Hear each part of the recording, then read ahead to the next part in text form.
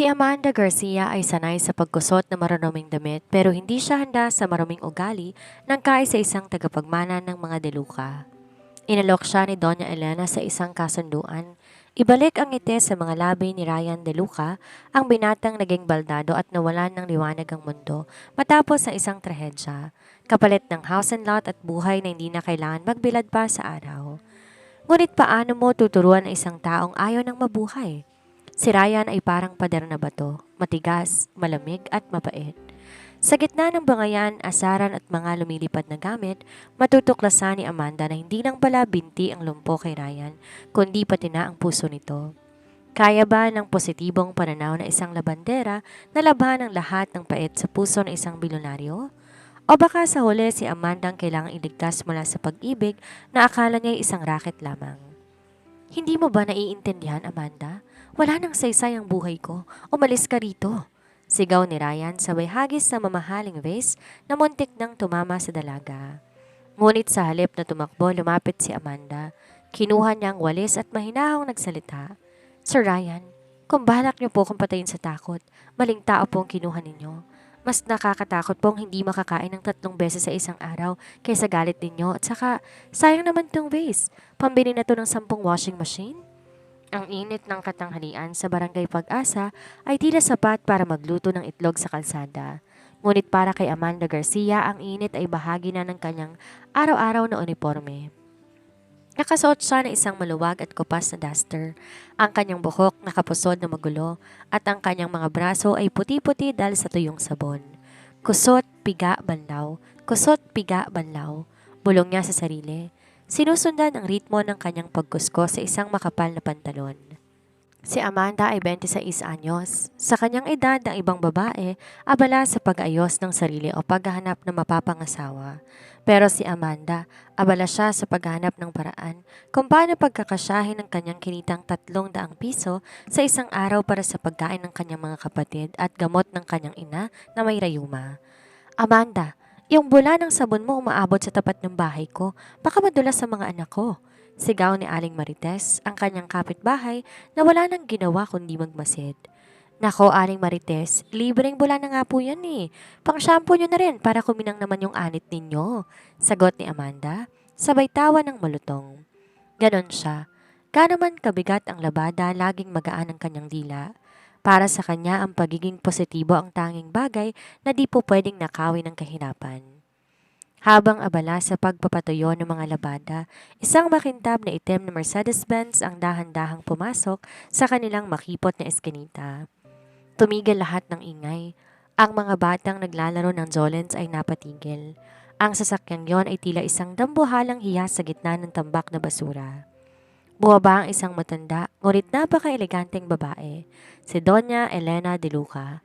Siya ang pinakamalaking kliyente ni Amanda, ang may-ari ng mga mamahaling kortina at sutla na pinagkakatiwala sa kanya dahil sa kanyang husay at ingat sa paglalaba. Doña Elena, nagpasyal ho kayo. May mantsa po ba yung puting linen ninyo? Naku, wala ho yun. Sinisigurado ko pong amoy langit ang mga damit ninyo.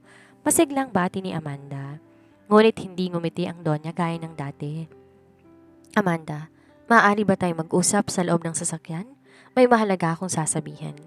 Nagtaka man sumunod si Amanda. Ang loob ng sasakyan malamig at amoy mamahaling pabango.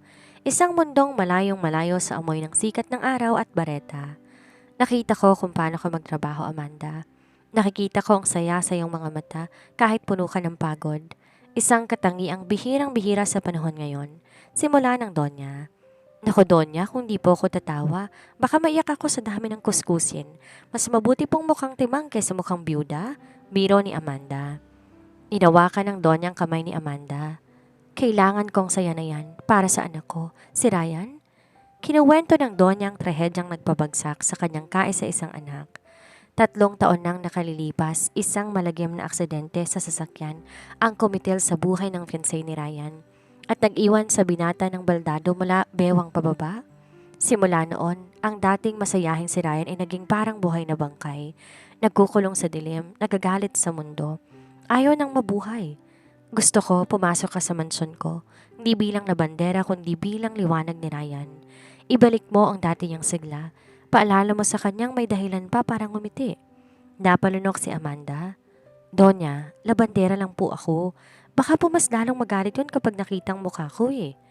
Kung magagawa mo yan, Amanda, bibigyan kita ng sariling bahay at lupa sa isang descending subdivision at 5 milyong piso para sa kinabukasan ng pamilya mo. Naniga si Amanda sa kinalalagyan. Ang bahay na pangarap lang niya. Ang perang di niya kikitain kahit 1,000 taon siyang maglaba, narito na sa harap niya. Naisip niya ang kanyang ina na nahihirapang umakyat sa hagdan ng kanilang barong-barong. Ang mga kapatid niyang kailangan makatapos ng pag-aaral. Tinatanggap ko po, Donya. Matapang na sagot ni Amanda. Lalaban natin lahat ng pait sa puso ng anak ninyo. Pero wag po kayong magugulat sakaling magmakaawa siya na paalisin ako sa sobrang daldal ko. Ngumiti ng bahagya ang Donya ngunit may bakas ng kaba. Mag-ingat ka, Amanda. Ang anak ko hindi lang lumpo ang binti, lumpo rin ang kanyang kaluluwa. Ang De Luca Mansion ay tila isang dambuhalang kahon na yari sa marmol at semento. Pagpasok pa lang ni Amanda sa gate, tila hinigop na ng paligid ang init ng araw na kanyang kinalakhan. Ang bawat sulok napakalinis, napakatahimik at napakalamig. Dito po ba nakatira ang anak ninyo, Donya? O dito po kinukunan yung mga horror movie? Bulong ni Amanda habang nakasunod sa Donya. Dito siya nakatira, Amanda. Pero para sa kanya ito'y isang bilangguan? Malungkot na sagot ni Elena. Pinakilala si Amanda kay Martha, ang matandang mayordoma na mukhang masungit pero may mabuting loob. Ito ang kanyang uniforme. Pero tandaan mo, Amanda, hindi lang labada ang ipinunta mo rito. Ikaw ang bahala sa kanyang pagkain, sa kanyang kwarto at sa kanyang ugali. Pag-akyat sa ikalawang palapag, huminto sila sa tapat ng isang pinto na gawa sa mabigat na kahoy ng nara. May nakapaskil na plake, "Private, keep out." "Dito na ako, Amanda. Good luck," sabi ng Donya bago mabilis na bumaba. Tila natatakot din sa sarili niyang anak. Huminga ng malalim si Amanda. "Kaya mo to, Amanda. Isipin mo na lang itong si Sir Ryan ay parang maong na puno ng putik. Kailangan lang ng matinding kuskus at sunrocks." Tok, tok, tok. "Sir Ryan, ang bagong sunshine ninyo nandito na. Papasok na po ako. Huwag niyo po akong babarilin na." Sigaw ni Amanda sabay pihit sa doorknob. Pagbukas ng pinto, sumalubong sa kanya ang amoy ng pinaghalong alak, sigarilyo at ang amoy ng silid na hindi nasisikatan ng araw. Madilim, tanging liwanag mula sa computer monitor ang nagbibigay anino sa paligid. Doon, sa gitna ng silid, nakita niya ang isang lalaki nakaupo sa wheelchair, nakatalikod sa kanya. Sabi ko, ayoko makakita ng kahit sino. Iwan mong pagkain at lumayas ka. Ang boses parang galing sa ilalim ng lupa. Mababa, paos, puno ng puot. "Naku sir, hindi po ako si Martha na susunod-sunod lang sa inyo. Tsaka hindi po pagkain ng dala ko, fresh energy po." Masayang sabi ni Amanda. Lumapit siya sa bintana at isang mabilis na galaw, hinila niya makapal na velvet na kurtina. Pumasok ang nakakasilaw na liwanag ng araw. "Damn it, isara mo yan," bulyaw ni Ryan. Mabilis niyang pinandar ang kanyang wheelchair at tinarap si Amanda. Doon unang nasilayan ni Amanda ang mukha ng kanyang racket. Gwapo ito, ang kanyang panga matigas, ang buhok medyo mahaba at magulo at ang kanyang mga mata. Ang kanyang mga mata ay kulay abo na tila isang bagyo na handang sumabog.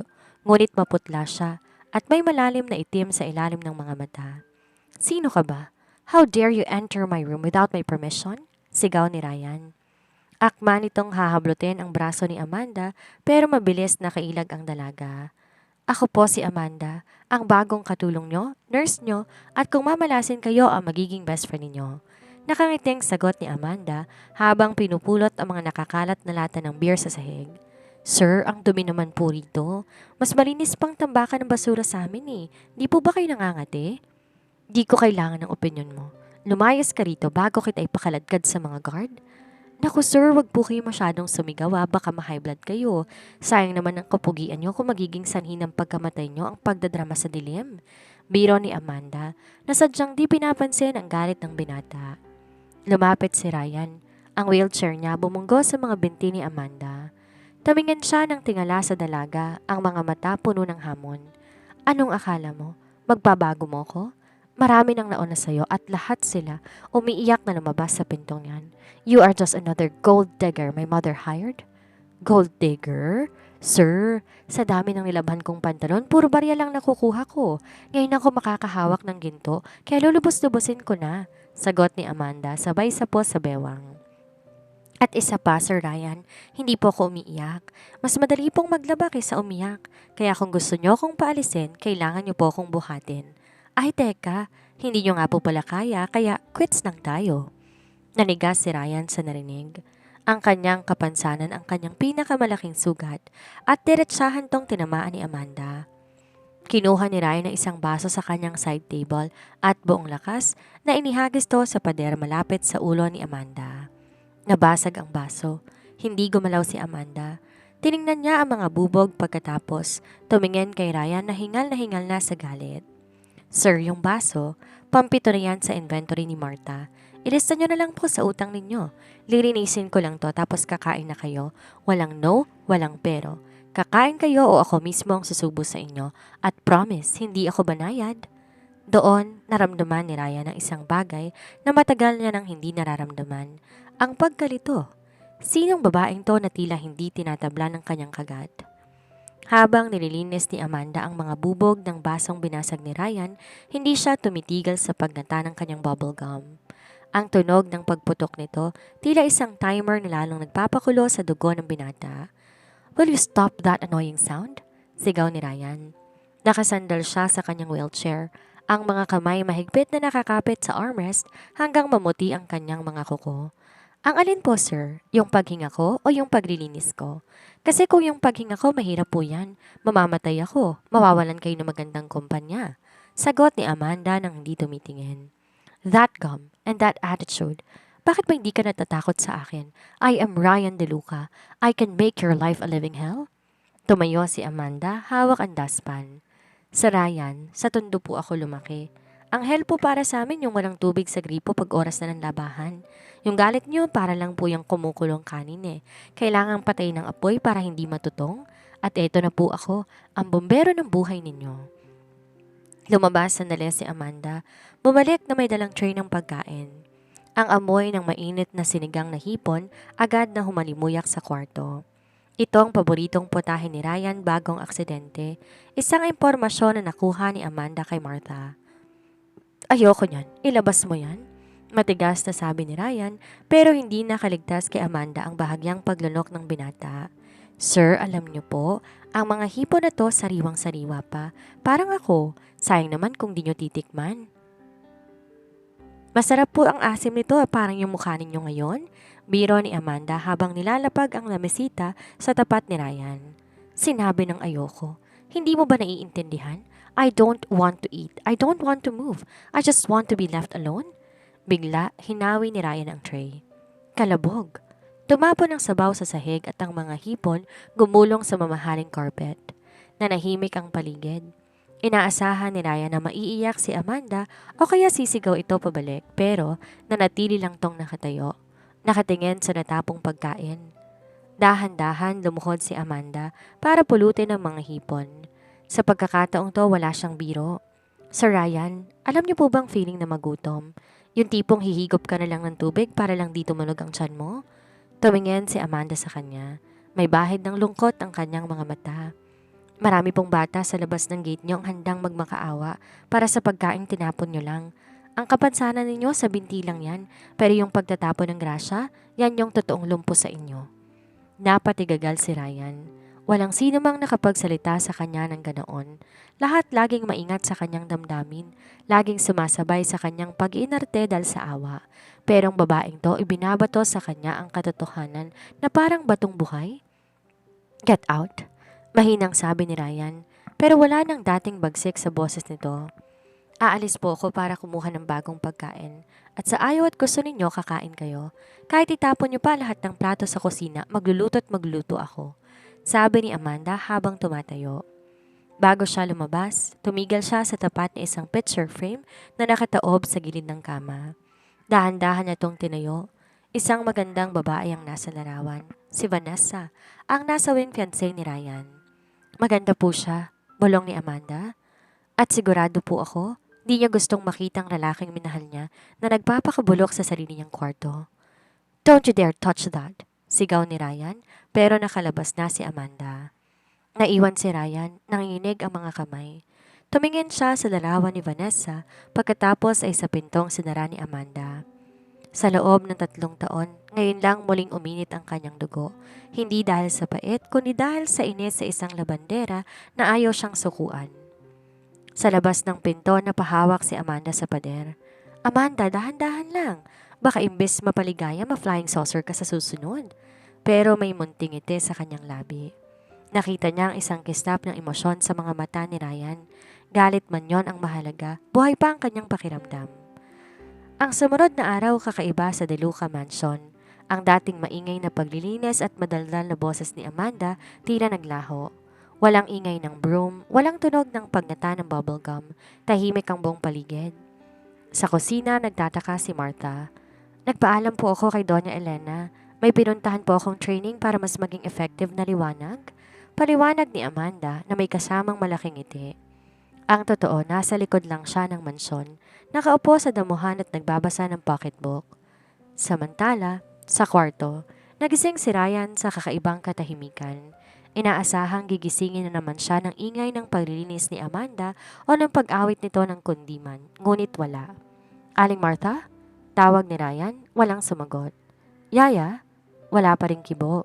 Lumipas ang ilang oras at lalong naging inip si Ryan. Sanay siya sa pakikipagbangayan, sa pagpapalayas ng mga tao at sa pagiging sentro ng atensyon kahit sa negatibong paraan. Ngunit ang di siya pansinin, yun ang di niya alam kung paanong haharapin. Hindi kaya umalis na yung babaeng yon? Bulong ni Ryan sa sarili. Mabuti na rin, wala nang storbo.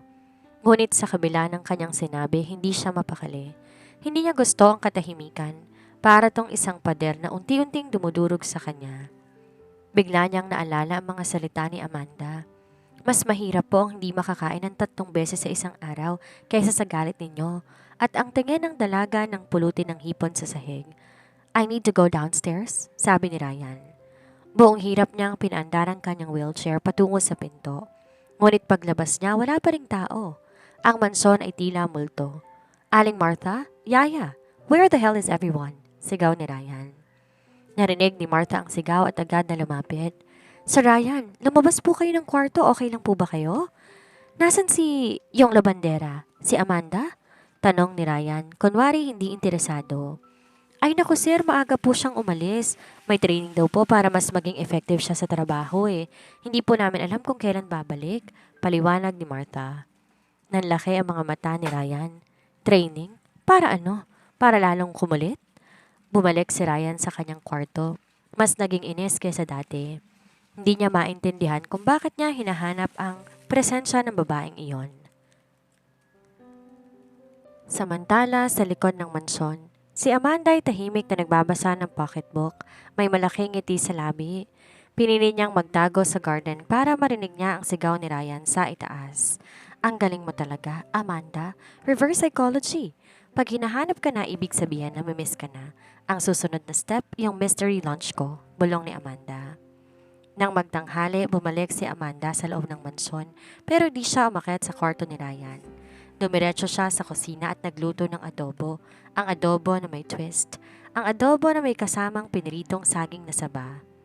Nang ilabas niya ang adobo sa lamesa, bumungad sa kanya si Doña Elena na ngayon ay mas naging masaya. Amanda, nandito ka na pala, naku, kumain ka na. Kala ko umuwi ka na talaga eh. Hindi po, Donya. Kailangan ko pong linisin ang mga mantsa ng lungkot sa buhay na ito, sagot ni Amanda. Mantsa? May bago ka na namang racket? Ay opo, Donya. Ang tawag po sa racket na ito ang paghahanap sa halimaw na nangungulila. Ang premyo po kapag nahanap ko yung halimaw, kakain kami ng sabay. Biglang lumabas si Ryan mula sa kwarto. Ang kanyang wheelchair ay mabilis na pinaandar patungo sa dining area. Ang amoy ng adobo ay sapat na para hilahin siya palabas. Napakababoy talaga ng amoy ng adobo, reklamo ni Ryan. Ngunit sa halip na bumalik sa kwarto, dahan-dahan niyang pinaandar ang wheelchair patungo sa lamesa. Tumingin si Amanda sa kanya, may malaking ngiti. Ay sir, nandyan ka na pala. Kala ko hinahanap mo ko eh. Nagtatago ko sa likod ng mansyon. Halika sir, tikman mo yung adobo ko. Special recipe ko yan. Ang tawag ko dyan, adobo ni Amanda. Ang adobo magpapabago sa lahat. Doon nakita ni Ryan ang isang kakaibang bagay. Hindi lang adobong nakita niya kundi ang isang saging na saba na pinirito at inihalo sa adobo. Saging? Tanong ni Ryan, nagtataka. Opo sir, sa tondo po kapag walang kanin, saging ang pinangtatapat namin sa adobo. Alam niyo po ba, masarap yan. Matamis at maalat. Parang ang buhay. Minsan masarap, minsan nakakasuka. Pero sa huli, kakainin mo pa rin kasi gutom ka. Paliwanag ni Amanda. Napailing si Ryan. Kahit inis na siya, di niya mapigilang makaramdam ng pagtataka sa mga salita ni Amanda. Sa unang pagkakataon, hindi siya umangal sa pagkain.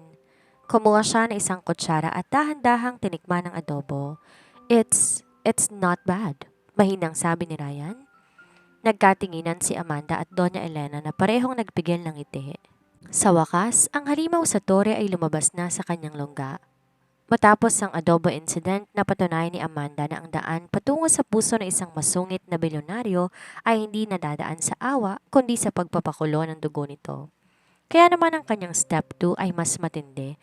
Ang kunin si Ryan mula sa kanyang komportabling wheelchair at isabak sa tunay na mundo, ang mundo ng paglalaba.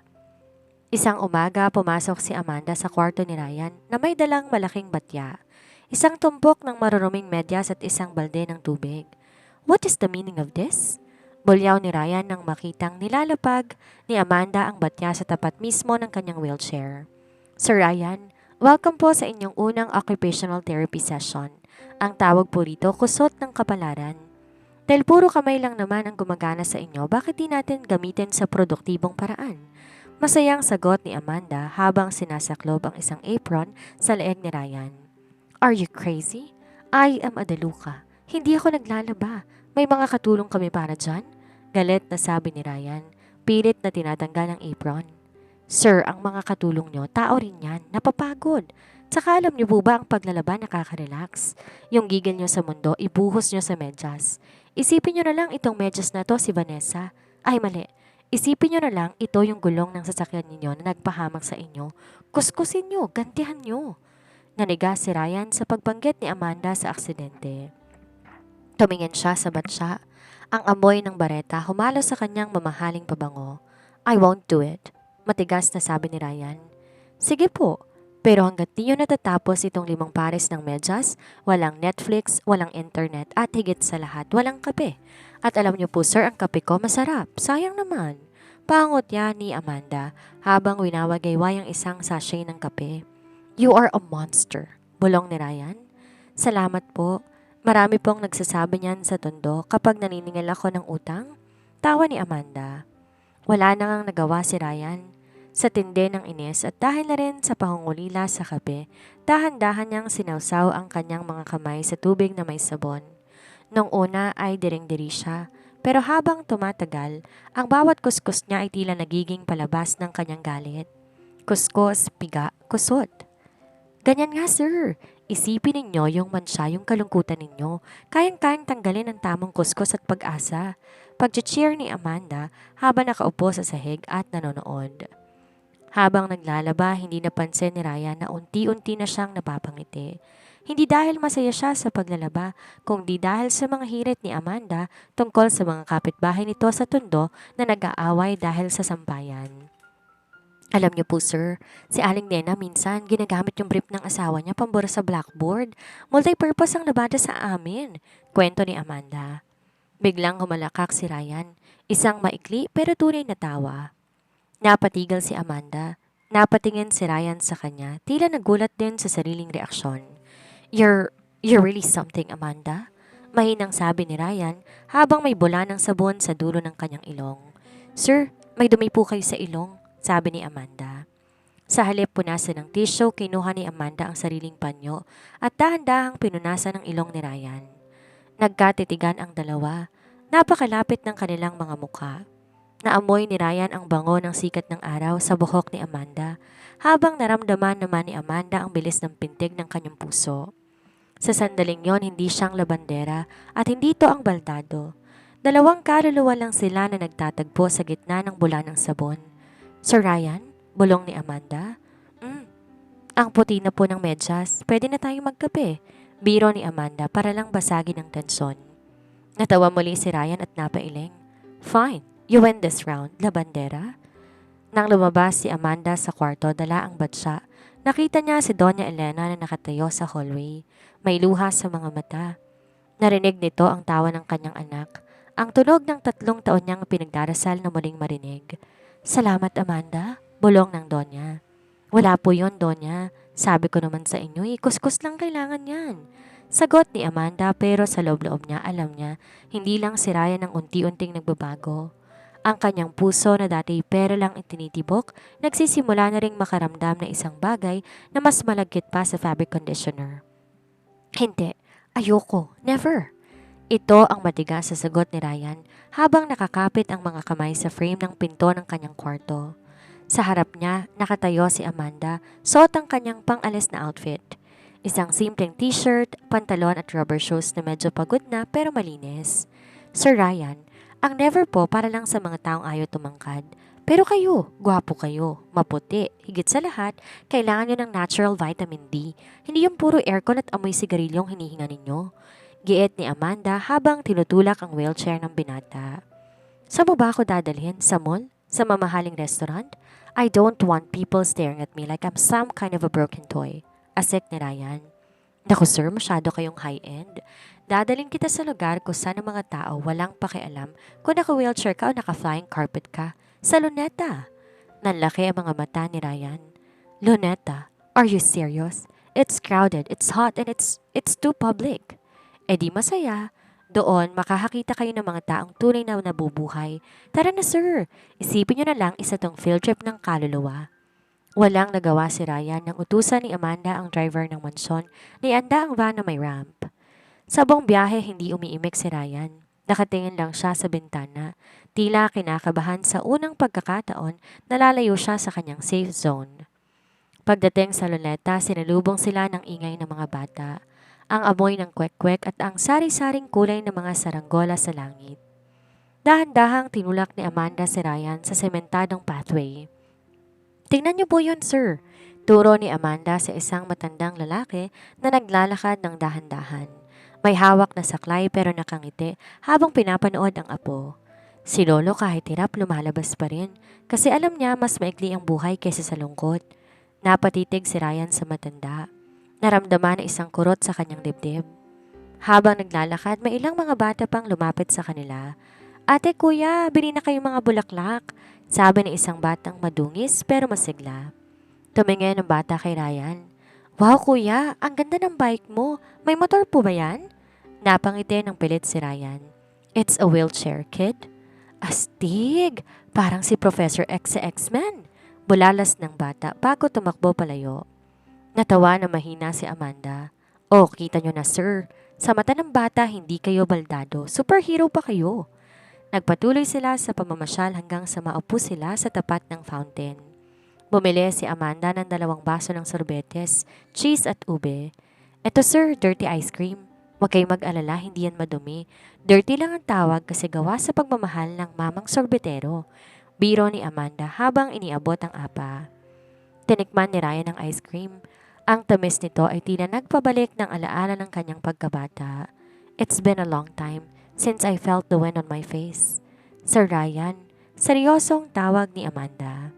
Ang aksidente, kinuha lang noon ang kakayahan mong maglakad, pero hindi noon kinuha ang karapatan mong maging masaya. Si Vanessa, kung nasaan man siya, sigurado ko na mas gusto niyang makita kang kumakain ng dirty ice cream kaysa nakikipag-away sa pader. Napayo ko si Ryan. I loved her so much, Amanda.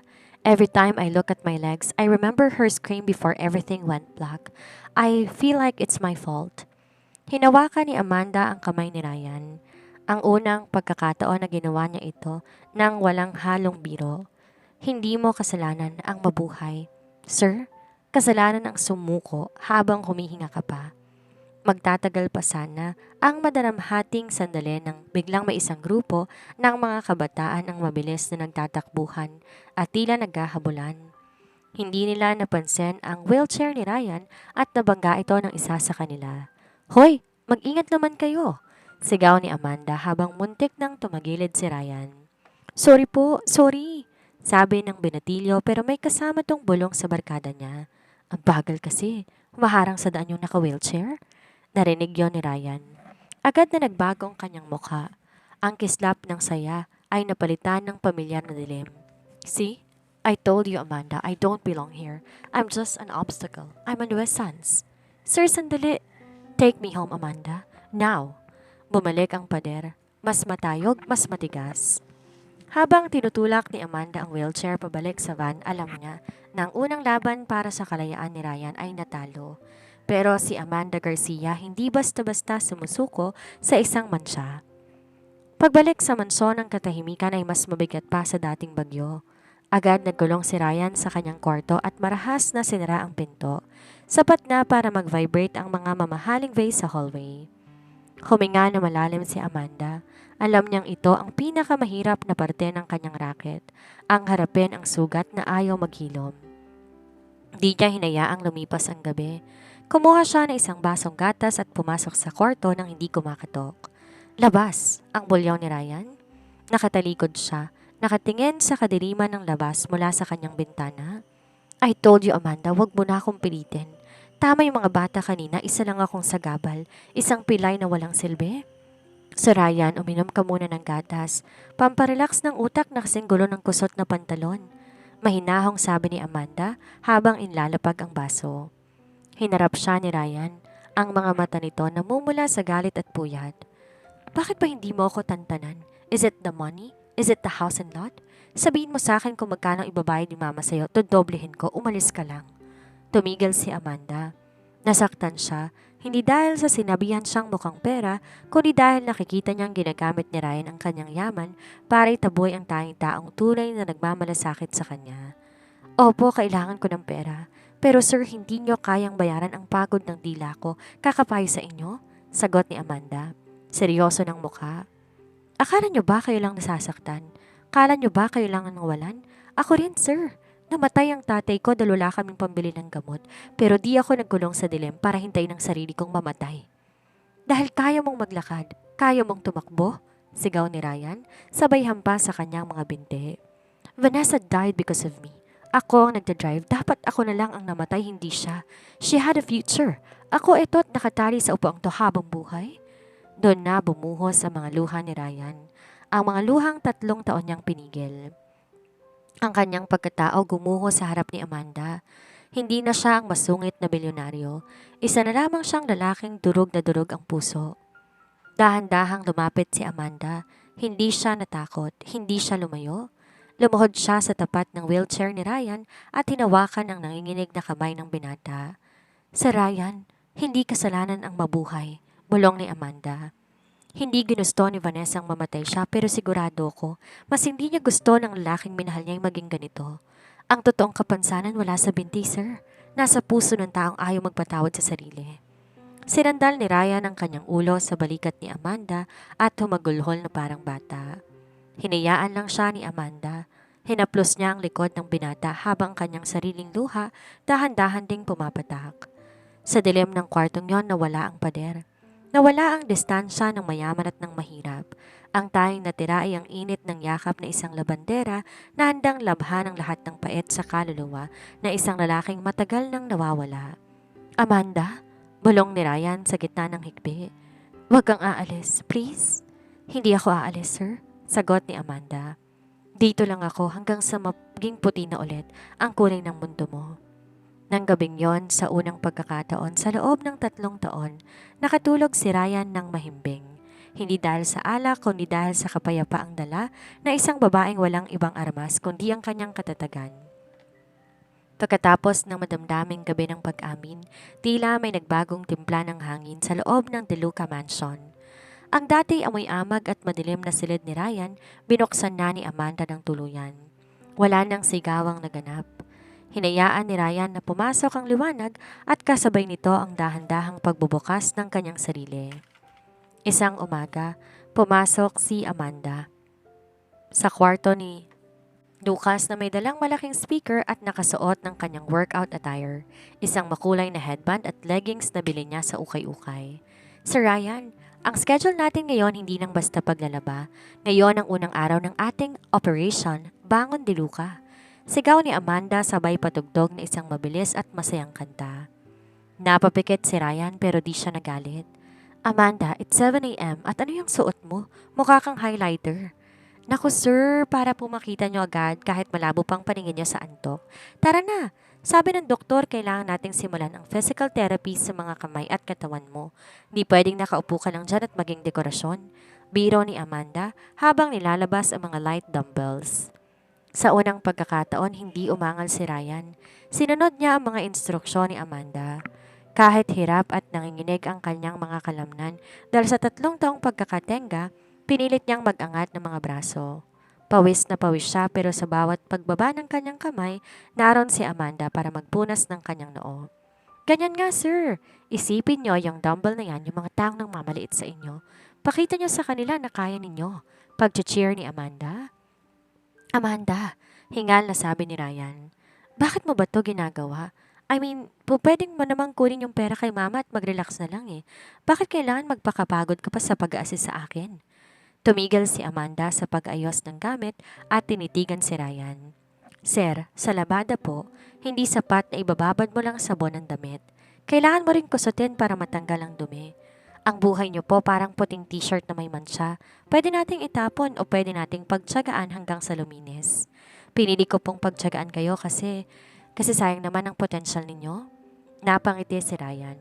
Isang tunay, dahan-dahan at napakagwapong ngiti. Ito ang ngiting matagal nang ipinagkait sa kanyang ina at sa kanyang sarili.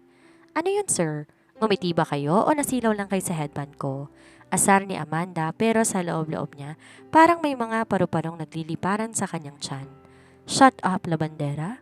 Natatawang sagot ni Ryan. Salamat for not giving up on me. Dahil sa magandang mood ni Ryan, naisipan ni Amanda na dalhin ang binata sa garden para doon mag-lunch. Sa ilalim ng puno ng mangga, naglatag si Amanda ng banig. Doon sila kumain ng biko at mainit na tsokolate. Alam mo, Amanda, you're different from Vanessa. Biglang sabi ni Ryan habang nakatingin sa malayo. Vanessa was like a delicate porcelain doll. Kailangan laging protektahan but you are like a diamond in the rough. Matigas, matibay at kayang sumabay sa kahit anong unos. Naku sir, wag po kayong ganyan. Baka lumaki tong ulo ko, no? Hindi na kumasya sa headband ko. Biro ni Amanda para itago ang kilig. Pero sir, salamat po sa pagkilala sa akin bilang ako at hindi bilang yung labandera lang. Nagkatinginan sila ng matagal. Sa ilalim ng sikat ng araw, nakita ni Ryan ang totoong ganda ni Amanda.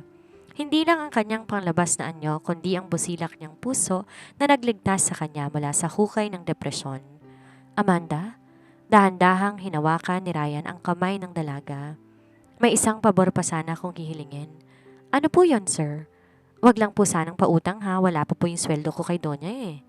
Teach me. Teach me how to be happy again. Without the guilt, just me and the present. Huminga ng malalim si Amanda at pinisel ang kamay ni Ryan. Sir, hindi ko na po kailangan ituro yan.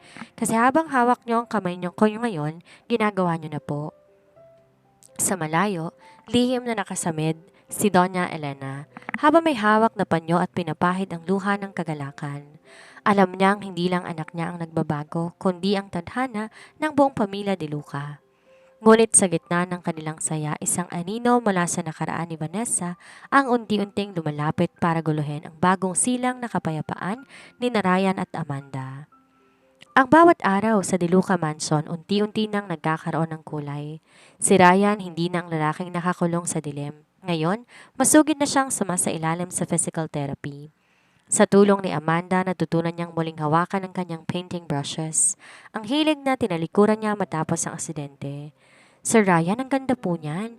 Pero ba't po puloy rosas yung ginamit niya sa langit? Tanong ni Amanda habang nakasilip sa canvas ng binata. Dahil ganyan ang itsura ng bundo ko ngayon, Amanda. Mula nang dumating ka na wala ang kulay abo. Seryosong sagot ni Ryan. Nilapag niya ang brush at hanawakan ng kamay ni Amanda. Handa na ako. Handa na akong bitawan ng nakaraan. Handa na akong harapin ang bukas. Kasama ka? Maluha-luha si Amanda. Sa wakas, ang misyon niya ay hindi na lang dahil sa bahay at sa lupa. Mahal na niya ang binata. Sir, akala ko po habang buhay na tayong magbabangayan tungkol sa labada. Ngunit sa gitna ng kanilang madamdaming sandali, biglang bumukas ang marahas na pinto ng garden. Humahango si Doña Elena. Maputla ang muka at tila nakakita ng multo. Ryan, Elena, may bisita tayo. Nauutal na sabi ng Donya. Ma, sino? Bakit ganyan ang itsura ninyo? Tanong ni Ryan, may halong kaba. Dahan-dahan pumasok ang isang babae mula sa likuran ni Doña Elena. Suot nito ang isang puting dress, mahaba ang buhok at may mga peklat sa braso. Ngunit ang kanyang mukha, ang mukhang nasa bawat picture frame sa kwarto ni Ryan ay hindi maaaring ipagkamali. Ryan? Garalgal ang boses ng babae. Nabitawan ni Ryan ang kanyang palet. Nanlaki ang kanyang mga mata, tila tumigal ang kanyang paghinga. Vanessa? Napabitaw si Amanda sa wheelchair ni Ryan. Ang puso niya tila pinika ng isang dambuhalang kamay. Ang babaeng iniyakan ni Ryan ng 3 taon. Ang babaeng inakala nilang abo na ay nakatayo sa harap nila. Buhay! Vanessa, paano? Sabi ng mga pulis ang katawang nakuha sa sasakyan. Tanong ni Ryan, ang boses nanginginig sa matinding emosyon. Hindi ako yon, Ryan. Hikbi ni Vanessa habang dahan-dahang lumalapit. Sa takot ko sa pamilya ko na ayaw sa'yo at sa tindi ng trauma ko matapos ng pagsabog, tinulungan ako ng isang saksi na magtago. Nagka-amnesia ako, Ryan. Ngayon lang nagbalik ang lahat. Ngayon ko lang naalala na may lalaking naghihintay sa akin. Niyakap ni Vanessa si Ryan. Ang binata tila naging estatwa. Di niya magawang yumakap pabalik pero di rin niya magawang itulak ang babaeng naging mundo niya noon. Sa gilid nakatayo si Amanda, parang isang extra sa sarili niyang kwento. Nakita niya ang pagtagpo ng 2 taong pinaghiwalay ng tadhana. Ang sakit ay mas matindi pa sa anumang kuskus ng labada. Vanessa, buhay ka! Bulong ni Ryan, ang mga mata nakatitig sa dati niyang fiancé. Tumingin si Vanessa kay Amanda. Sino siya, Ryan? Siya bang nurse mo? Sandaling natahimik si Ryan. Tumingin siya kay Amanda. Ang mga mata niya ay puno ng kalituhan, guilt at sakit. Siya si Amanda, ang tumulong sa akin. Hindi sinabi ni Ryan na si Amanda ang babaeng mahal niya ngayon. Hindi niya kayang saktan si Vanessa na kakarating lang mula sa kamatayan. Ngunit ang di pag-amin na yon ang naging pinakamatalim na kutsilyo sa puso ni Amanda. Opo, labandera po ako rito. Pilit ng ngiti ni Amanda kahit ang kanyang boses nanginginig. Excuse me po, may kailangan lang po akong banlawan sa kusina. Mabilis na tumakbo si Amanda palayo. Pagdating sa likod ng mansyon, doon siya humagulhol. Ang happy ending na akala niya'y malapit na, biglang naging isang masamang panaginip. Buhay ang kompetisyon. Buhay ang babaeng tunay na nagmamay-ari sa puso at pangalan ni Ryan De Luca. Paano lalaban ang isang labandera sa isang multong nagbalik para kunin ang kanyang korona? 2 araw na ang nakalilipas mula nang bumalik si Vanessa at 2 araw na rin parang estatwa si Amanda sa loob ng mansyon. Nagpasya siyang bumalik sa kanyang silid sa mansyon, di para magkabol, kundi para kunin ang kanyang mga gamit at tuluyan ng lumisan. Ngunit habang nag-aayos ng kanyang lumang backpack, narinig niya ang boses ni Vanessa mula sa terrace malapit sa kanyang kwarto. I don't care about the accident, Victor. Ang mahalaga, buhay pa ang trust fund ni Ryan at ang kumpanya ng mga De Luca. Kailangan natin makuha ang pirma niya bago niya mahalata na di talaga ako nagka-amnesia. Napatigil si Amanda. Nanlaki ang kanyang mga mata. Sumilip siya sa siwang ng pinto at nakita si Vanessa na may kausap sa telepono, si Victor, ang kanyang kapatid. Wala nang malambing at mahinang boses nito. Ang mukha puno ng kasakiman at tuso. Di ako bumalik dito para mag-alaga ng lumpo. Patuloy ni Vanessa sabay tawa ng mapait. Bumalik ako dahil ubos na ang pera natin sa Macau. Gagamitin ko lang ang guilt niya para makuha ang kalahati ng assets niya. Pagkatapos iiwan ko rin siya sa kung sinong labandera man ang nakapulot sa kanya. Kumulo ang dugo ni Amanda. Ang babaeng iniyakan ni Ryan, ang babaeng naging sanhi ng kanyang 3 taong pagdurusa ay isa palang mapagpanggap na linta. Hindi tunay na mahal ni Vanessa si Ryan. Ang yaman lang ng mga De Luca ang pakay nito. Nako Vanessa, maling labanderang kinalaban mo, bulong ni Amanda sa sarili. Hindi ko hahayaang saktan mo ulit ang taong inayos ko mula sa pagkawasak. Imbes na lumabas ng mansyon, itinabi ni Amanda ang kanyang backpack. Nagsuot siya ng kanyang apron, nagpusod ng buhok at nagpahid ng kaunting uling sa mukha para magmukhang abala. Pumasok siya na silid ni Ryan nang walang katok. Amanda, akala ko umalis ka na. Gulat na sabi ni Ryan. Nakaupo siya sa wheelchair habang si Vanessa kunwaring minamasahe ang kanyang mga balikat. Ay, Sir Ryan, nalimutan kong malawan yung mga brief ninyo. Sayang naman baka mga ti kayo. Dire-diretsyong sabi ni Amanda sabay baling kay Vanessa. Ay, Ma'am Vanessa, nandyan ka pala. Gusto niyo po ba ng juice? O baka gusto niyo ng truth serum? Naninggit ang mga mata ni Vanessa. Excuse me, what are you talking about? Wala po, ma'am. Sabi ko po mukhang pugad kayo. Alam niyo po ba, Sir Ryan, kanina habang naglalaba ako malapit sa terrace, may narinig akong multo. Nagpaplano kung paano ubusin ang pera ninyo. Nakakatakot po, di ba?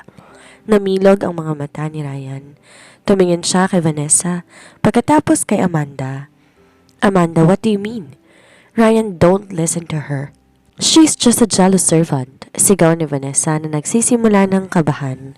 Servant? Ay opo, servant po ako ng katotohanan. Nakangising sagot ni Amanda. Nilabas na ang kanyang cellphone, pinindot niya ang play. Maririnig ang boses ni Vanessa na nagpaplano kasama si Victor, isang bagay na mabilis na record ni Amanda kanina. Hindi ako bumalik dito para mag-alaga ng lumpo. Kailangan natin makuha ang pirma niya. Nabalot ng nakabibinging katahimikan ng kwarto.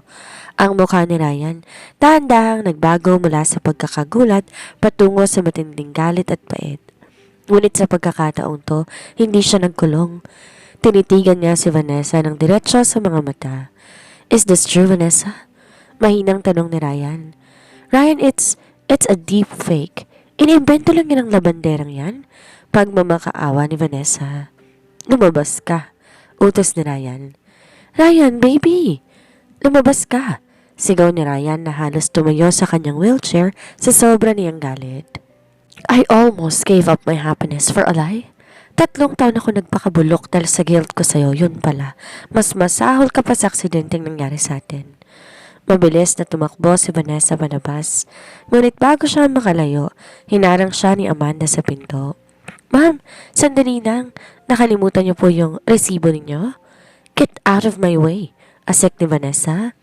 Ito po, isang sakong maruming damit. Sabi ni Amanda sabay abot na isang mabigat na laundry bag. Diyan niyo po itago ang kapalaran ninyo. Tandaan niyo, kahit anong ganda ng dress niyo, amoy imbornal pa rin ang ugali ninyo. Layas! Nang makaalis si Vanessa, naiwan si Ryan at Amanda. Napayo ko si Ryan at napahawak sa kanyang mukha. Amanda, I'm so sorry. I almost lost you again. Lumapit si Amanda, hinawakan ng kanyang mukha. Sir Ryan, sabi ko naman sa inyo, labandera ako. Trabaho kong protektahan ng mga puti laban sa mga mancha. At kayong pinakamahalagang labada sa buhay ko. Amanda, I love you. Bulong ni Ryan. Huwag mo kong iiwan. Hindi, sir. Sagot ni Amanda sa bayakap ng mahigpit. At promise, sa sunod na labada natin, yung mga damit na natin para sa kasalang isasalang ko. Sino nga ba si Victor Montenegro? Siya ang nakatatandang kapatid ni Vanessa, isang lalaking baon sa utang sa maluhong pamumuhay at pagkagumon sa sugal. Si Victor ang utak sa likod ng pagbabalik ni Vanessa. Sa katunayan, siya ang nagtago kay Vanessa sa isang probinsya nang malaman nilang nakaligtas to sa aksidente para lamang ilitaw to sa tamang panahon. Ang panahon kung kailan pinakamahina ang loob ni Ryan at handang ibigay lahat ng yaman kapalit ng kapatawaran. Nang malaman ni Victor na napaalis si Vanessa sa mansyon at nabigo ang kanilang plano, uminit ang kanyang ulo. Hindi siya papayag na ang kanyang huling baraha ay masira na isang hamak na labandera. Wala akong pakialam kung anong mangyari. Kailangan natin makuha ang pirma ni Ryan. Sigaw ni Victor habang pabagsak na pumasok sa tarangkahan ng Deluca Mansion. Bit-bit ang isang barel. Sa loob ng mansyon, payapang nag-uusap si Ryan at Amanda nang makarinig sila ng komosyon sa baba. Martha, ano yun? Tawag ni Ryan. Biglang bumukas ang pinto at pumasok si Victor. Nandilisik ang mga mata. Kasunod si Vanessa na umiiyak at natatakot na rin sa tindi ng galit ng kanyang kapatid. Victor, Anong ginagawa mo rito? Sigaw ni Ryan dahil pilit pinapaandar ang kanyang wheelchair para humarang sa harap ni Amanda. Ryan, pirmahan mo lang tong deed of donation para sa shares mo sa kumpanya at aalis na kami. Asek ni Victor habang tinuturo ang baril sa kanila. Huwag mong hahayaang madami ang labanderang ito. Sir Victor, itabi niyo po yan. Baka po pumutok yan, masirang wallpaper. Mahirap pong laban naman siya ng dugo. Pilit na pagpapatawa ni Amanda. Kahit nanginginig ang kanyang mga tuhod sa takot. Tumahimik ka, hampas lupa? Sigaw ni Victor. Akma nitong susugurin si Amanda para saktan, ngunit isang bagay ang hindi inaasahan ng lahat. Sa tindi ng kagustuhan niyang protektahan si Amanda, naramdaman ni Ryan ang isang matinding kuryente mula sa kanyang likod, pababa sa kanyang mga binti. Ang galit at pagmamahal ay nagsanib para basagin ang mental na pader na nagpapalumpo sa kanya sa loob ng 3 taon.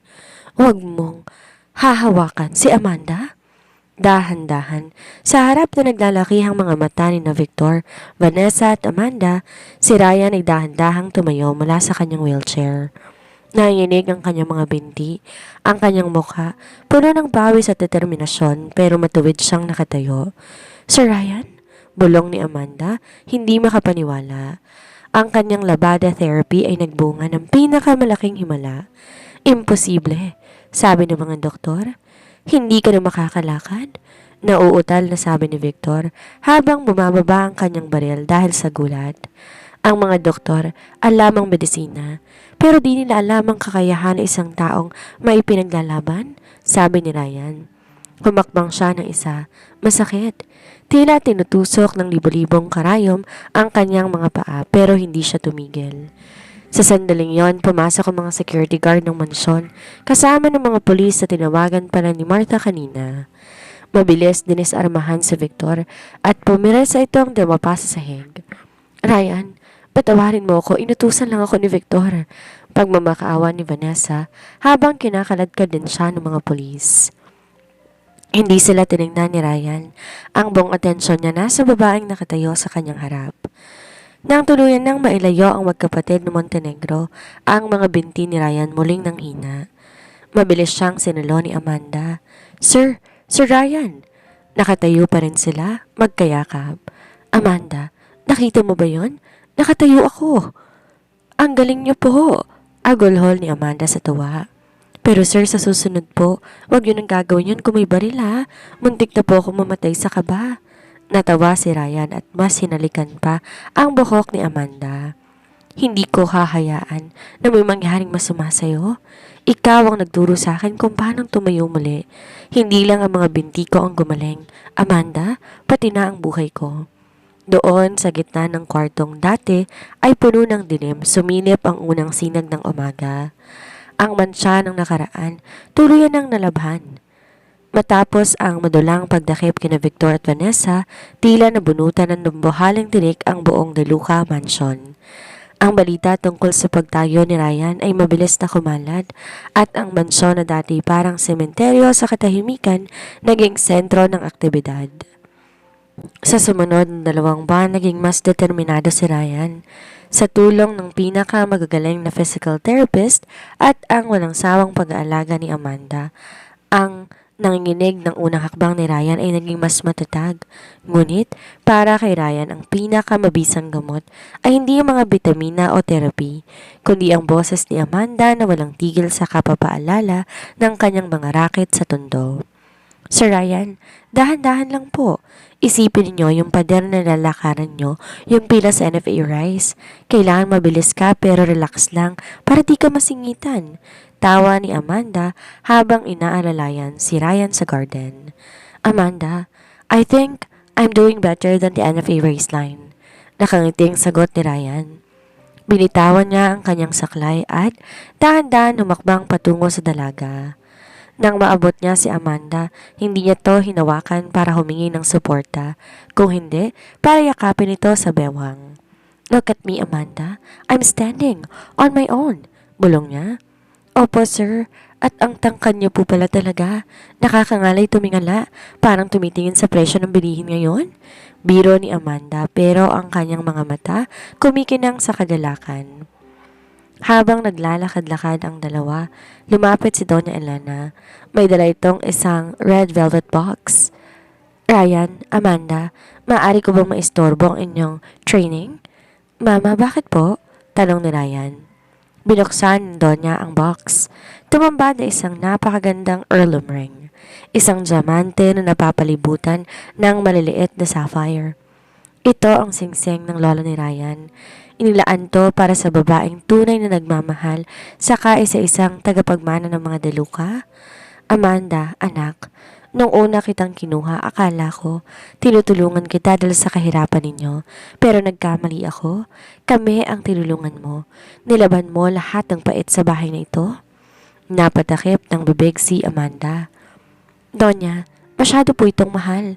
Baka po mawala ko yan habang nagkukuskus ako ng kumot. Hindi mo kailangan magkuskus ng kumot, Amanda, sabi ni Ryan. Kinuha niya ang singsing mula sa kanyang ina. Dahan-dahan siyang lumuhod sa harapan ni Amanda.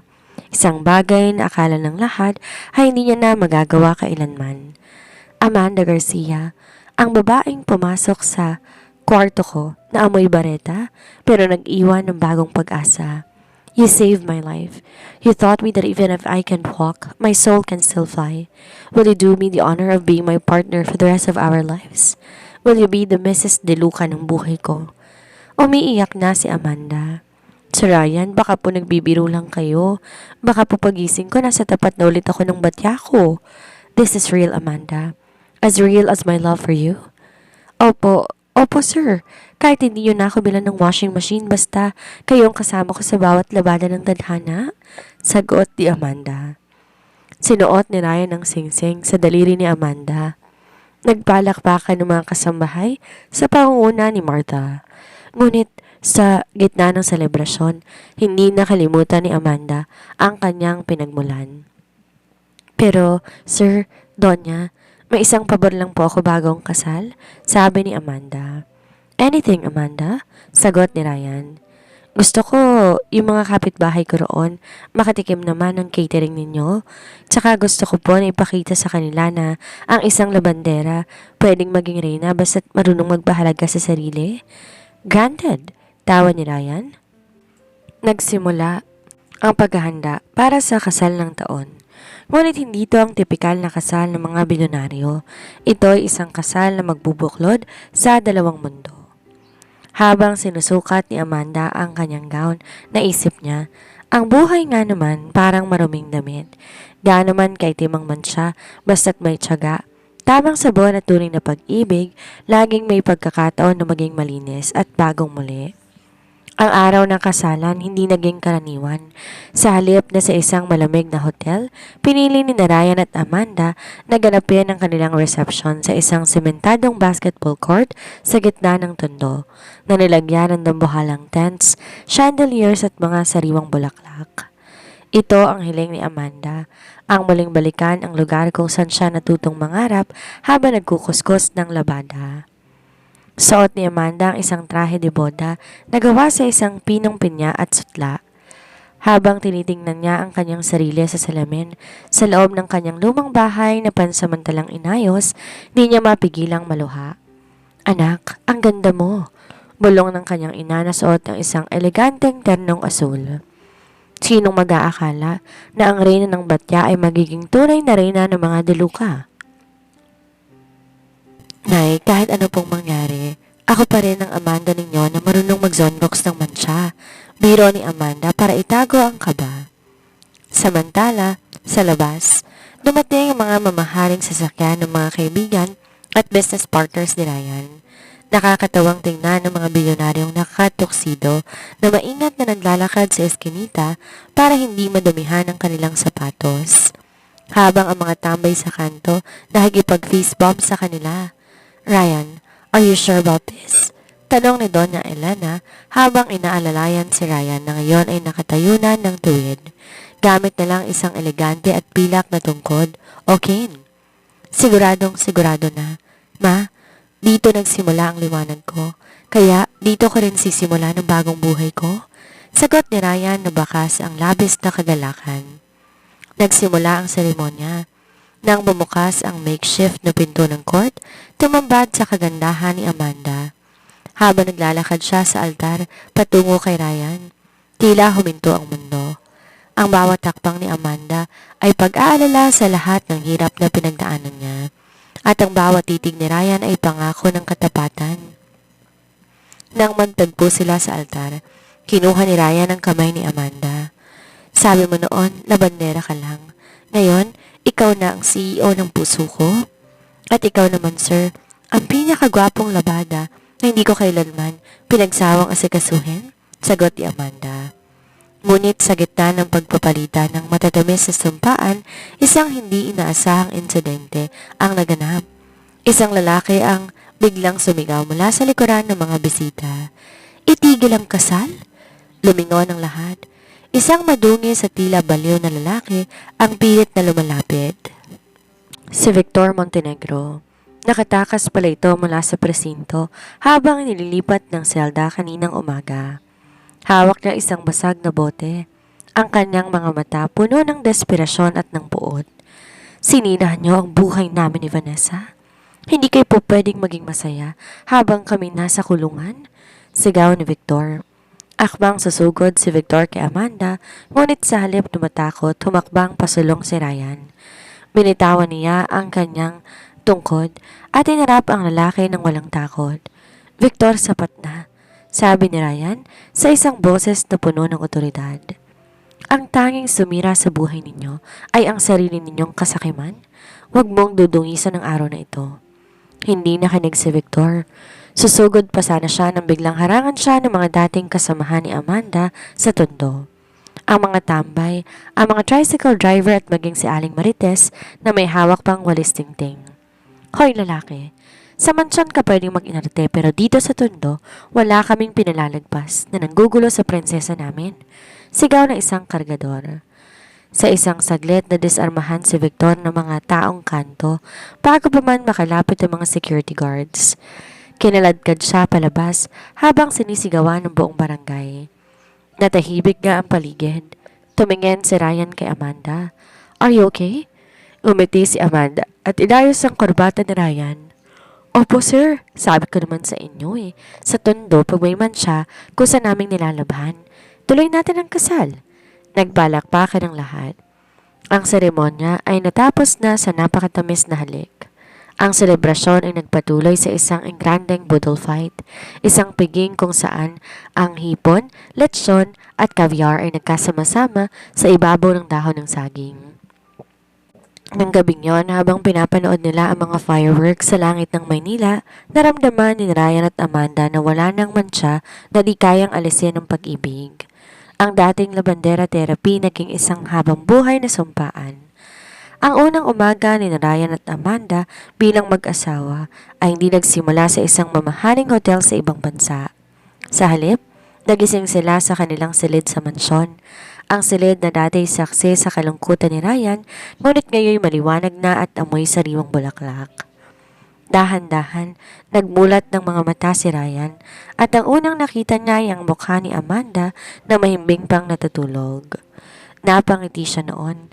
Ang tanging dahilan ng pagising niya ay ang obligasyon na huminga, pero ngayon ang dahilan niya ay ang babaeng nasa tabi niya. Gising na, Mrs. De Luca. Tanghali na baka mapagalitan ka ng boss mo. Bulong ni Ryan sabay halik sa noo ni Amanda. Nag-inat si Amanda at dahan-dahang dumilat. Sir, ay, Ryan pala, nakakapanibago. Kala ko kailangan ko na namang magtimpla ng kape para mapaamong halimaw sa tore. The monster is gone, Amanda. You turned him into a man again, sagot ni Ryan habang dahan-dahan bumabangon. Sa pagkakataong to, hindi niya na hinanap ang kanyang wheelchair. Kinuha na niya na ang kanyang tungkod at matatag na tumayo. Pagbaba nila sa dining area, sinalubong sila ni Doña Elena na abalang-abala sa pagbabasa ng mga dokumento.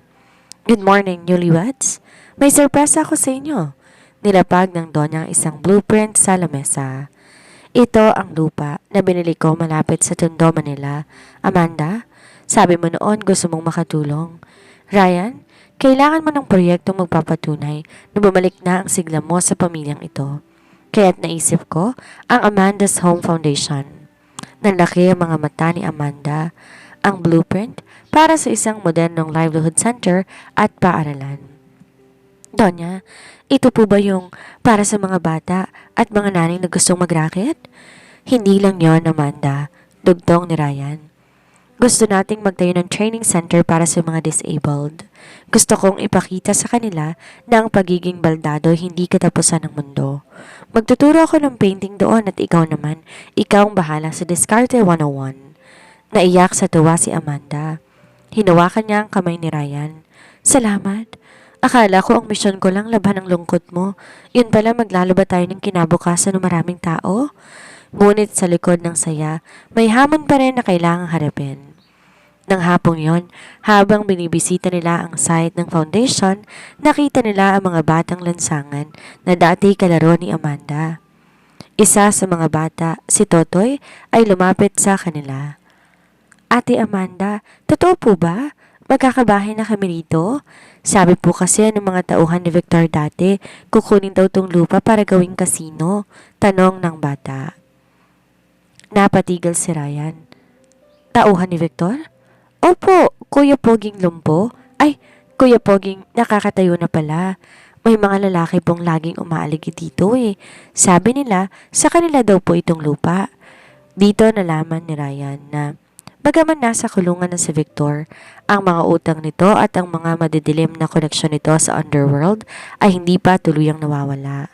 May mga sindikatong naghahabol ng mga ari-arian na ipinangako ni Victor bilang pambayad utang. Don't worry, Totoy, sabi ni Ryan. Ang kanyang mga mata nagpapakita ng dating bagsik, pero sa pagkakataong ito para sa kabutihan. Walang kukuha ng lupang ito. Amanda, kailangan nating bilisan ang pagpapatayo nito. Protektahan natin ang mga taong ito.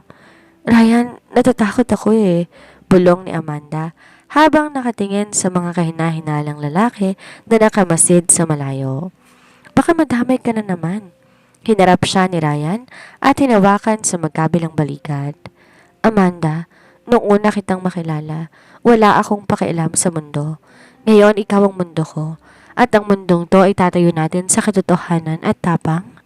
Hindi na ako ang lalaking nagtatago sa kwarto. Ako na ang lalaking lalaban para sa asawa ko at sa pangarap natin. Nang gabing iyon, habang nagpaplano sila para sa foundation, naramdaman na ni Amanda ang buhay mansyon na hindi lang pala tungkol sa aircon at masarap na pagkain. Ito ay tungkol sa kapangyarihang tumulong.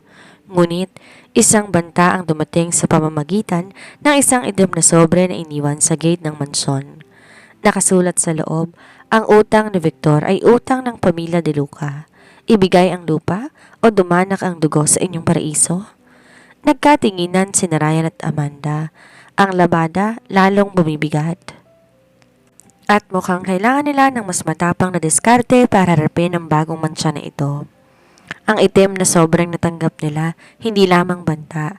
Ito ay isang deklarasyon ng digmaan.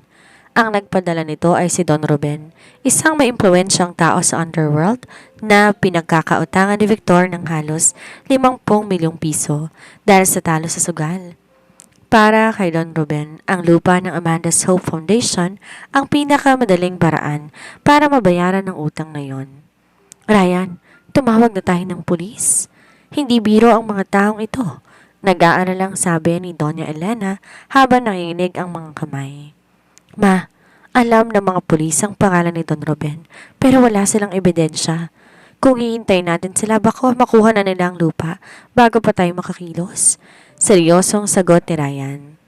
Nakatayo siya sa tapat ng kanyang painting, pero sa halip na brush, isang mapa ng tondo ang kanyang tinitingnan. Lumapit si Amanda, bitbit ang isang tray ng kape at isang platito ng tinapay na may palaman na sardinas. Ang kanyang pampatalas ng isip. Sir Ryan, hayaan niyo po akong tumulong. Ang mga ganyang klase ng tao, hindi po yan nadadaan sa ganda ng usapan. Nadadaan po yan sa diskarte ng kalsada. Anong plano mo, Amanda? Hindi kita hahayaan na malagay sa panganib? Ani Ryan. Gagamitin natin ang reverse racket. Nakangising sabi na ni Amanda. Akala nila bilyonaryong lampa ang kinalaban nila. Hindi nila alam na ang asawa ay ilalaking tondo na sanay makipagpatintero sa mga holdapper. Kinabukasan, nagpadala ng mensahe si Ryan kay Don Ruben.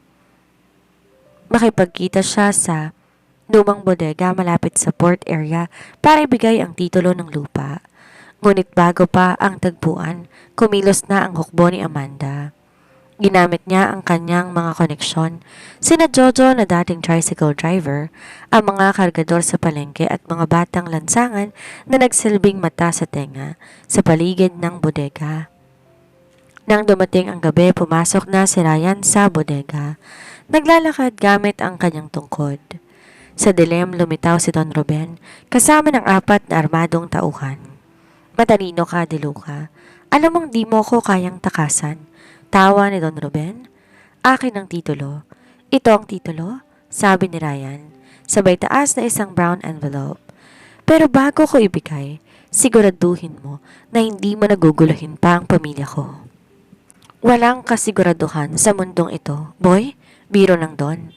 Biglang may narinig na sipol mula sa itaas ng bodega. Isang boses ng babae ang umalingaw sa megaphone. Hoy Don Ruben, huwag kang masyadong kampante. Yung mga sasakyan nyo sa labas, wala na silang gulong.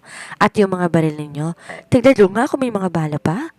Nagulat ang mga tauhan ni Don Ruben at sinek ang kanilang mga armas. Nanlaki ang kanilang mga mata na makitang wala ngang mga magazine ng kanilang baril. Ninakaw na ito ng mga batang mabilis ni Amanda habang abala ang mga tauhan sa nagbabantay sa labas. Sino ka? Sigaw ni Don Ruben. Bumuka sa mga floodlights ng bodega. Lumitaw si Amanda sa itaas ng palapag, may hawak na video camera. Ako lang naman ang asawa ng kinakalaban mo. At eto, naka-livestream ang mukha mo sa social media na nakadirekta sa presinto. Alam na ng buong mundo ang pangingil mo? Sa labas, naririnig ang malakas na sirena ng mga pulis. Ang mga tauhan ni Amanda sa labas ay binarikadahan ng mga exit gamit ang mga lumang gulong at basura, dahilan para hindi makatakas ang mga sasakyan ng sindikato. Diskarte ng labandera, Don Ruben, sigaw ni Amanda habang bumababa siya para tumabi kay Ryan. Ang mansyang tulad mo, hindi lang Zonrox ang kailangan. Kailangan ng kulungan. Mabilis na makapasok ang mga pulis sa pangunguna ng isang hepe na matagal nang nag-aabang ng pagkakataon na mahuli si Don Ruben. Sa gitna ng kaguluhan, niyakap ni Ryan si Amanda ng mahigpit. You're brilliant, Amanda. Sabi ko na nga ba, mas nakakatakot ka kahit sa sinong sindikato. Tawa ni Ryan habang pinapanood na pusasan ang mga kriminal. Siyempre naman sir, sa tondo, bago ka makalaba, kailangan marunong ka munang magbantay ng sampayan laban sa magnanakaw, sagot ni Amanda. Nang bumalik sila sa mansyon ang panganib, tuluyan na ngang lumipas. Ang utang ni Victor ay nabaon na kasama ng pagbagsak ni Don Ruben.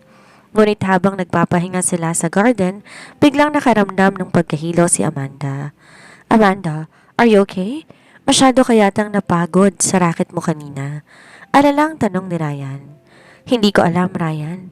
Parang umiikot ang paligid at saka parang ayoko ng amoy ng sardinas. Gusto ko yata ng manggang hilaw na may fabric conditioner. Napatigil si Ryan. Tumingin siya sa kanyang ina na nakangiti na rin. Amanda, are you saying, mukhang may bago tayong labada na darating sa mansyon, sir? Nakangiting sabi ni Amanda habang hinahawakan ng kanyang tiyan. Ang balitang buntis si Amanda, parang isang malakas na pagsabog ng confetti sa buong DeLuca Mansion. Si Doña Elena ay halos hindi na mapakali sa pagbili ng mga baby clothes, habang si Ryan naman tila naging personal na bodyguard ng kanyang asawa. Amanda, huwag kang tatayo. Ako ang kukuha niyan. Sabi ni Ryan nang makita na akmang kukuha si Amanda ng isang baso ng tubig. Ryan, buntis ako. Hindi ako baldado at saka nakalimutan mo na ba? Ako ang nagturo sa'yo kung paano tumayo, di ba? Tawa ni Amanda habang hinahaplos ang kanyang tiyan na wala pa naman gaanong umbok. Iba na ngayon, Mrs. DeLuca. May daladala ka ng little labandero o little rakitera. Kailangan natin mag-ingat. Sagot ni Ryan sabay luhod sa tapat ni Amanda para pakinggan ang kanyang tiyan. Baby, wag mong pahirapan si mommy ha. Daddy is here to buy you all the toys in the world. Ngunit sa likod ng karangyaan, hindi pa rin nawawala ang pagiging tondo girl ni Amanda. Habang ang ibang bilyonaryong asawa ay nagpaplano ng bonggang baby shower sa mga 5-star hotel. Si Amanda may ibang balak.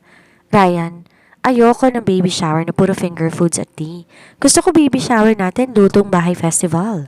Magpapaluto tayo ng lugaw, kwek-kwek at isaw para sa mga bata sa foundation. Mungkahi ni Amanda. Amanda, baka naman sumakit ang tiyan ng mga bisita natin galing sa Forbes Park. Biro ni Ryan. E di uminom sila ng gamot. Gusto ko ang anak natin bago pa man lumabas, alam niya na kung paano makisalamuha sa lahat ng uri ng tao. Hindi pwedeng puro English lang siya rito sa mansyon. Naging masela ng pagbubuntis ni Amanda sa unang 3 buwan. Nagkaroon siya ng kakaibang cravings. Isang gabi, ginising niya si Ryan ng 2:00 na madaling araw. Ryan, gising. Gusto ko ng balot. Bulong ni Amanda. Napabalik ko si Ryan. Balot? Saan ako kukuha ng balot sa oras na to? Ipapagrab ko ba? Gusto ko yung naririnig ko yung sumisigaw ng balot doon sa kanto ng tundo. Meron doon. Yung maraming asin at suka na maanghang. Sabi ni Amanda na parang nga bang maiiyak na. Wala nang nagawa si Ryan kundi magsuot ng hoodie.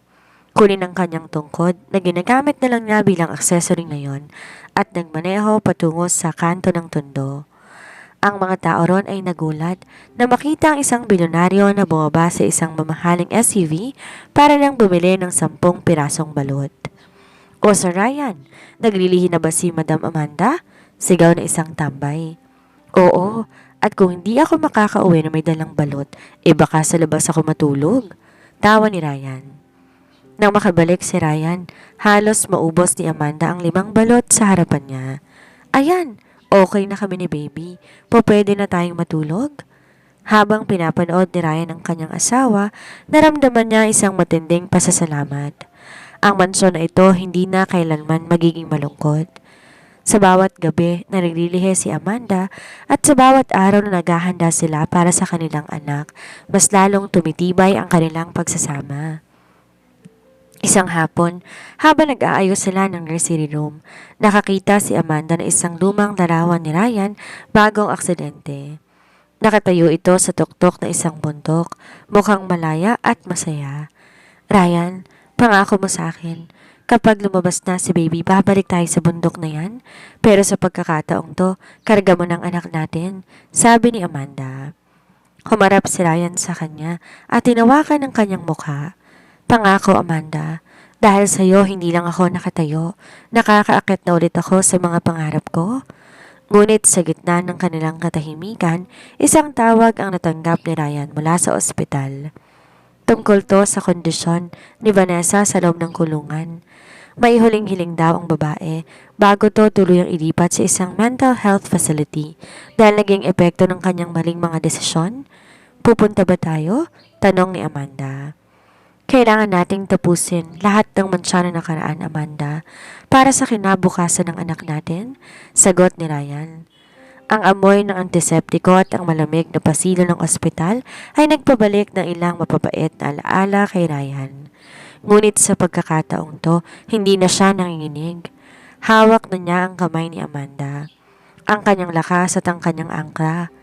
Sa loob ng isang pribadong silid sa psychiatric ward, nakita nila si Vanessa. Wala na ang rampa at ang karangyaan. Nakaupo siya sa gilid ng kama, nakatingin sa kawalan at tila tuyot na ang mga mata sa kaiiyak. Nang marinig ang yabag ni Ryan at Amanda, dahan-dahan siyang lumingon. Ryan, Amanda, mahinang sambit ni Vanessa. Wala nang puot sa kanyang boses, tanging pagod na lamang ang natitira. Sabi ng doktor, tumatanggi ka raw kumain. Simula ni Ryan. Hindi galit ang boses niya, kundi isang malalim na pag-unawa. Yumuko si Vanessa. Ano ang saysay ng pagkain kung ang bawat lunok ko ay lasang pagsisisi? Ryan, patawarin mo ko. Hindi ko hihilingin na ibalik mo ang dati nating pagsasama dahil alam kong huli na ang lahat. Gusto ko lang Gusto ko lang mamatay ng walang dalang bigat sa dibdib. Lumapit si Amanda. Sa kabila ng lahat ng ginawa ni Vanessa, ang panloloko, ang panggugulo, at ang muntik ng kamatay ni Ryan dahil kay Victor. Nakaramdam si Amanda ng habag. Bilang isang labandera, alam niya na ang pinakamahirap na mansyang tanggalin ay ang mansya ng konsensya. Vanessa? Tawag ni Amanda. Nilabas niya ang isang baonan mula sa kanyang bag. Nagdala ako ng lugaw. Mainit pa to. Hindi ito truth serum o kung ano paman. Pagkain lang to na niluto ko nang may dasal. Nakagat ng tingin si Vanessa. Nagtataka. Bakit? Pagkatapos ng lahat ng ginawa ko sa inyo ni Ryan, dahil sa tondo, kapag may nadapa, kahit kaaway mo, inaalalayan mo pa rin makatayo. Sagot ni Amanda. Hindi kami naririto para saktan ka o pagtawanan ka. Narito kami para sabihin pinatatawad ka na namin. Tumingin si Ryan kay Vanessa. Ang kanyang muka ay payapa. Vanessa, 3 taon akong naging baldado, hindi dahil sa binti ko, kundi dahil sa guilt na dala ko para sa'yo. Pero napatunayan ko ang buhay patuloy na gumagalaw. Pinatawad na kita, hindi dahil karapat-dapat ka, kundi dahil karapat-dapat kami ni Amanda sa isang payapang buhay. Humagulhol si Vanessa, isang hagulhol na tila naglalabas ng lahat ng dumi sa kanyang puso. Salamat, salamat Ryan, salamat Amanda. Ngayon po pwede na ako magsimulang muli kahit sa likod ng rehas. Sa labas ng ospital, habang naglalakad sila tungo sa sasakyan, naramdaman ni Ryan at Amanda ang isang kakaibang gaan. Ang hangin na tila mas sariwa at ang sikat ng araw na mas maliwanag. Ryan, ang galing mo kanina, bulong ni Amanda habang nakasandal sa balikat ng asawa. Hindi ko yun magagawa kundi dahil sa'yo, Amanda. Ikaw ang nagturo sa akin ang tunay na kalayaan, hindi ang kakayahang makalakad, kundi ang kakayahang magpalaya ng galit. Biglang huminto si Amanda at napahawak sa kanyang tiyan. Aray! Bakit Amanda, manganganak ka na ba? Taranta ni Ryan. Handa nang karagahin ng asawa pabalik sa loob ng ospital. Hindi ba, OA mo? Tawa ni Amanda habang may luhang gumugulong sa tuwa. Sumipa si baby. Parang sumang-ayon siya sa sinabi nyo. Gusto niya yatang lumabas para makita ang daddy niyang superhero. Natawa si Ryan. Dahan-dahang hinaplos ang tiyan ni Amanda. Maghintay ka lang, baby. May napakagandang mundo na naghihintay sa'yo at may nanay kang pinakamagaling maglaba ng lahat ng problema sa buhay. Nang hapong yon, tuluyan ng sinarado ni Ryan at Amanda ang kabanata ng kanilang nakaraan. Ang mansa ay nawala na, ang tela ng buhay nila marinis na, at handa na silang sulatan ng susunod na yugto ng may pagmamahalan. Ang dating malamig at parang sementeryong katahimikan ng Diluca Mansion ay tuluyan ng nilamon ng kasaysayan. Wala na ang mga nakasarang kurtina. Pinalitan nito ng makukulay na disenyo ng tunog ng mga kanta ng bata. Ngunit ang pinaka hindi ka panipaniwalang tanawin ay ang nasa gitna ng garden. Si Doña Consolacion Elena de Luca ay hindi nang reyna ng kasungitan. Ngayon nakasuot na siya ng apron na may mansya ng pulbo at gatas habang abalang-abala sa pag-alog ng 2 rattle toys. Baby Raquel, Baby Archie, tingnan niyo si Lola oh, peekaboo! Ang Donya halos magpagulong-gulong na sa damuhan, mapasaya lamang kanyang mga apo. Oo, kambal ang ibinigay ng tadhana. Isang batang lalaki na carbon copy ni Ryan ang kagwapuhan, si Archie. At isang batang babae na nakuhang matalas na mata at madaldal na bibig ni Amanda, si Raquel. Lumabas si Ryan mula sa sliding door. Matatag ang bawat takbang at wala nang bakas ng tungkod.